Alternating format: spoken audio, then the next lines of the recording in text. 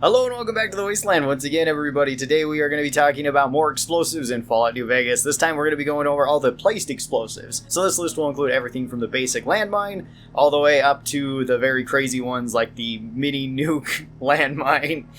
I think how many mini nukes are in New Vegas. There's a lot of options if you want to use it in this one. There's also a ton of other options. Let's hop right into this. Our very first one is the Fragmine. And the Fragmine is probably going to be one of the more common explosives that you do find around the Wasteland. It's very common to find these just anywhere. Raiders tend to use them. The NCR uses them. I think there's some places where the Legion uses them. So it's not difficult to collect a lot of these, as well as you can find them in explosive bins anyway, or just in ammo boxes. Sometimes they spawn there. This requires 25 explosives and 1 strength wield. Does good damage. It's very similar to like the frag grenade, just you have to place this and have enemies walk over the top of it. Very useful, as well as most of these are very useful for actually setting up a defensive perimeter or setting up a kind of a safe zone to where you can fall back to, or to where you know enemies can't come from, because if they do come from there, you're going to hear it. Frag mines are really good for that. They also don't do tons of damage, so you don't blow yourself up with them too often. That's pretty nice. No crit damage or crit modifier on these whatsoever. Same thing goes with most explosive weapons, don't build crits. Action point cost is 35. I don't know how often you're actually going to be using any of these thrown ones. Well, there's a couple that you can throw in VATs that do work pretty well, but for the most part, I rarely ever use VATs for the placed explosives. This weighs a half a pound, so it's not too heavy either. Just as heavy as a frag grenade. It's nice to carry some of these around. You're probably going to be using this throughout the majority of the game on an explosive playthrough, and even on a non-dedicated explosive playthrough, I still use these pretty frequently, so I'm going to put this up in A tier. It's really good for crippling limbs like all the explosives are, and this one you can use pretty safely on just about anything. Our next grenade is the Powder Charge. Powder Charges you can find around the Wasteland, usually next to the powder gangers. These are improvised mines. They don't do quite as much as the frag mine does, but these ones require less skill. This is 0 explosives and only 1 strength to place. Again, I didn't even realize that these weapons required a strength requirement to throw effectively, but I guess they do. Other than that, they're basically the same as the frag mine. Same action point cost, same weight. You can make these if you would like, which does help out a lot. You only need 10 explosives to make these too, so I think almost any build can make these, unless you go with like a 1 perception build. And even then, I think it depends on how much luck you have, and so long as you don't tag explosives, that'd be the only way you couldn't really make these, I believe. This requires dynamite, duct tape, sensor modules, and tin cans in order to use. None of that stuff is super difficult to find or to get early on, and you can make a lot of these, which is great. You can also find a lot of these. Certain places, I believe, they respawn with the powder gangers too. So I'm going to put these B tier. These are pretty nice. They're similar to like the tin grenades, although I do tend to use the tin grenades more often than these, just because landmines aren't super difficult to find. But if you have an excess of like dynamite or something, you can make these instead if you would like to have a placed explosive. Then we've got the Time Bomb. The Time Bomb requires 50 explosives and 1 strength wield. This deals really high damage compared to the other weapons that we've talked about so far. Other than that, everything else is about the same. It still weighs a half pound, still has low action point cost, doesn't do crits. This one is really weird though. You have to make these at workbenches. I don't know if you can really find time bombs. I don't remember finding any time bombs, but what you need is duct tape, dynamite, egg timers, and scrap electronics. Again, not very hard stuff to find. And once you go to use these, you start the timer, drop it, and then they go off after 15 seconds. That is a very long time to be in combat without actually dealing damage to something. Time bombs I do not find to be that useful. I don't think it's a good use of your dynamite. If you do have dynamite and you want to use it for something else other than just throwing it, I would recommend something like the Powder Charge. That's a whole lot better of an option. Not because it deals more damage, it actually deals less, but it's just way more consistent. It's far easier. It's just a weaker frag mine. This one is a stronger frag mine, but a way more difficult frag mine to actually use. You can use it against very slow enemies like the centaurs. So yeah, the time bomb I rarely ever use. It always seems like a cool idea to use it, but it's just not very practical. Maybe in a sneak build it could be better. If you sneak up to somebody, toss this near them, and then are able to sneak away, that's about the best way you could use this.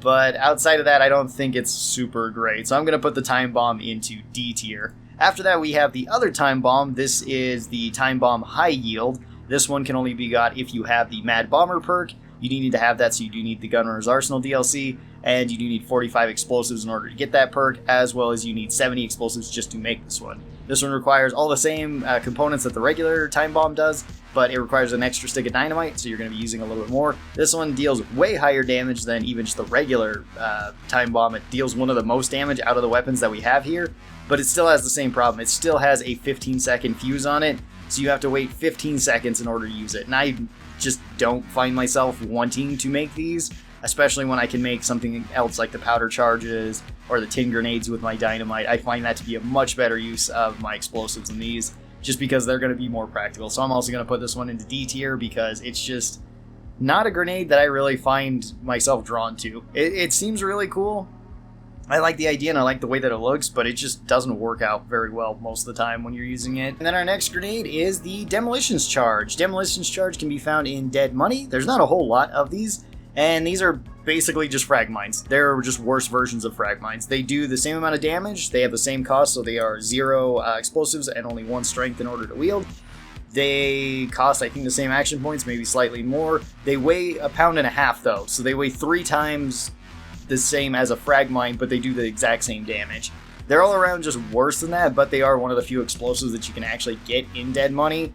Dead Money doesn't have a whole lot of explosives in it. You usually have to make them, but the Demolition Charge is pretty disappointing. There's no reason to take it. There's no reason to purchase it unless you're just going with a full explosives build, only explosives, and this is like your only option, in which case I guess you're kind of stuck with it, but you're only going to be stuck with it in the Sierra Madre, and then after that you're probably never going to use it because it's just a worse frag grenade. So I'm going to put this one into C tier, and you would just rather use this unless you're stuck in the Sierra Madre and this is your only option, which it's technically not because the next one is also an option. This is the Gas Bomb. The Gas Bomb is a weird one, taking 40 explosives in order to wield effectively and only 1 strength. This deals fire damage on top of its regular damage, although weirdly the Gas Bomb doesn't get affected by the Pyromaniac perk, so you don't get any bonuses there. It deals pretty good explosive damage. You can chuck these pretty far as well. They're very easy to throw. They're one of the few placed explosives that actually goes pretty far, and you can kind of just use it like regular old sticks of dynamite or regular old explosives. They don't bounce as much as the other ones though. They tend to just hit and stop. Still doesn't have any crit chance. It weighs 5 pounds, which is a huge downside to the gas bombs, although the damage is decent from these. You can make these with just 40 explosives on a workbench, and it takes basically nothing. It's just a pilot light, duct tape, scrap electronics, and sensor modules. Stuff that's very easy to find in the Sierra Madre, so you can actually make quite a few of these while you're there. You can make them in the early game too, and they will serve you fairly well. But again, that 5 weight really makes them rough to recommend. It's okay to make a couple of them though, especially early on. If you get extra stuff and you don't have extra explosives to make like the powder charges, these are a decent option, but I'm going to put them C tier. They are better than like the Demolition Charge, but that weight just makes them kind of awkward. Bottlecap mines are pretty awesome. These are just basically upgraded frag mines that you can make. You can find and buy a couple of these, I believe, too, around the Wasteland, but they are way more rare than something like frag mines. These do even more damage than frag mines. This requires 0 explosives and only 1 strength. No crit chance once again. These weigh 0.5 pound, and other than that, they're pretty standard for explosives. Just a better frag mine. You can make these at a workbench with 75 explosives, at least normally. There's also an efficient version you can make at 85 explosives, both of which take lunchboxes, bottle caps, sensor modules, and cherry bombs. None of that stuff is super difficult to find, and you're probably going to grab it anyway because sensor modules are worth a decent amount, and you can make them into a lot of different things, especially if you're running an explosives build. Bottle caps you're just going to have because it's your money. Cherry bombs don't weigh anything, so that's really nice, and lunchboxes are about the only thing that's going to weigh you kind of down, but they only weigh 1 pound, so it's not bad either.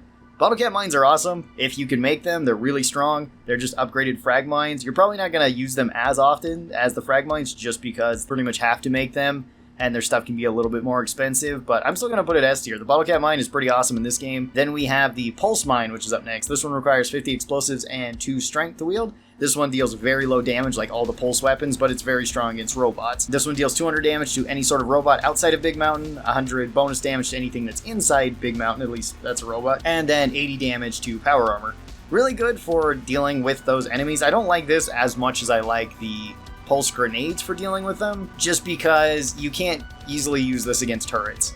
Turrets, you tend not to move a whole lot, and pulse mines are a little bit difficult to use on them. These are fine for like the Gutsy bots, the Protectrons, anything like that. Anything that does move These ones are perfectly good for. They're also really good for like the Robo Scorpions, so if you have a bunch of them, you can take them to Old World Blues and get some pretty good value out of it. I'm going to put this one B tier because I think it's one of the weaker pulse weapons. I'd rather have either the pulse gun or the pulse grenades, but these are still a good option. If you have them, you might as well use them against Robo Scorpions and whatnot. So they're not bad by any means. And then we have plasma mines. Plasma mines are basically just upgraded frag mines. They are more rare to get and more expensive if you want to buy them. Sometimes the Brotherhood will sell them. Sometimes the Silver Rush will sell them. They're kind of expensive. They require 75 explosives and 2 strength, just more damage than a regular frag mine. They weigh the same amount as regular grenades. They cost the same amount of action points. All that good stuff. There's not a whole lot to say about plasma mines. They're just upgraded frag mines. They're not as much of an upgrade as like the plasma grenades are, though. At least I don't find them to be super useful because most of the time I'm using mines to like break limbs and just do chunk damage. I'm gonna put this one A tier with the frag mine. I think it's really good. And then we have my favorite placed explosive and a lot of people's favorite placed explosive.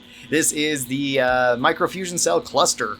You can get this if you have the Mad Bomber perk. This requires 50 explosives and 1 strength to wield. This deals really high damage, and you can make these at the workbench just by having basically microfusion cells and then scrap electronics and duct tape. Super easy stuff to find and to make these, and you can chuck these very far. They're probably the furthest, at least out of the placed explosives, that you can throw. They're basically just a thrown explosive. I don't know actually why they're considered a placed explosive. I guess because they don't actually go off until an enemy steps near them, which does make them a little bit more useful because you can pick these up. But other than that, you can just chuck them directly at enemies or chuck them in front of enemies. They'll hit, and they're basically a cluster bomb that just goes off and hits everything in the area and does really high damage. And if you aren't using a hybrid build between energy weapons and explosive weapons, you're probably going to have a bunch of extra microfusion cells that you can make into these, so they just become free ammunition for you. These ones are absolutely S tier. They were like the main reason why you might want to go with the Mad Bomber perk, because they're just so much fun. They're even fun on non-explosive builds, so even if you're not going for a full explosive build, still try these out. They don't weigh anything. They're only half pound, and they do really high damage, as well as, again, even if you screw this one up, you can pick them back up. The majority of these explosives you can actually pick back up and reuse, which is kind of an advantage to the placed explosives, with some exceptions like with the time bomb, because they do go off after a certain amount of time, and I don't think you can disarm them and then pick them back up again. Then we've got the C4 or plastic explosive, as well as I guess the detonator goes along with this, because C4 by itself is next to useless. You can technically do some damage if you throw it and hit something directly with it, but if you don't have a detonator, you can't set this off. So you do need to have a detonator with this, which does introduce a kind of another problem with this particular explosive, because you can't throw it and then set it off immediately. This requires 50 explosives and 1 strength. This deals very high damage, more damage than I think most of these grenades that we've talked about, besides like the high yield time bomb and I think the cluster. I think it actually deals more than the bottlecap mine, which is pretty cool. C4 is kind of difficult to find though. You don't usually find it around. It's expensive to buy. If you do find it, it actually is really good for selling, and I find this more useful as money than necessarily a weapon. However, as a weapon, it does work really well, especially if you get a decent amount of it. You can blow up just about anything with this. If you toss out 2 to 3 of them, it usually kills whatever you're trying to fight. And the best thing about this is you can pick when to set this off. So enemies don't have to be super close to it. You do have a pretty decent explosion radius with this. And the C4 is pretty good. I'm going to put this one like A tier. Again, I don't use it a whole ton. It's better than most of these other explosives, but it's fairly rare and fairly expensive. If you have an abundance of it though, then it's probably S tier in terms of damage, because it's really nice. And then we've got the Fat Mine, which is a nuke, a mini nuke that goes off like a mine. You can actually throw these fairly far. They require 50 explosives and 3 strength in order to wield. This deals really high damage when it goes off, as you would kind of imagine. The Fat Man tends to do a ton of damage, and this one also does a ton of damage with it. I don't think it's as much as the Fat Man or as much as the Holy Hand Grenades, but you can make these, so that kind of gives an advantage over the hand grenades. To make this, you need 1 mini nuke, a sensor module, scrap electronics, and scrap metal, and you need 80 explosives with the Mad Bomber perk in order to make these. These are very dangerous to yourself, just like the Fat Man generally is, so be careful of where you're using this. It does have a very big explosion radius, but it does a ton of damage. You can make a bunch of these. I don't use them that often, but I use them probably more often than any of the other Fat Man stuff, so I'm going to put this one up into S tier as long as you're using it out in a big open area and you can kite enemies back into it. It's very good.